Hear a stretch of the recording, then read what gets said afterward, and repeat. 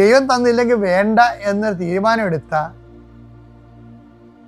ദൈവം തരാനുള്ള കേസാണെങ്കിൽ അപ്പം തന്നെ ദൈവം തരും. അപ്പോൾ ആ മഹത്വം ആർക്കാണ്?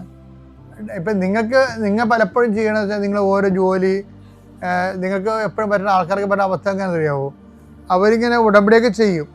ഉടമ്പടി ചെയ്ത് ജോലിയൊക്കെ കിട്ടുമേ. ജോലി കിട്ടുമ്പോൾ വന്ന് സാക്ഷിയൊക്കെ പറയും. പിന്നെ അവർ കുറച്ച് നാൾ കഴിയുമ്പോൾ ഉടമ്പടി ജീവിക്കത്തില്ല.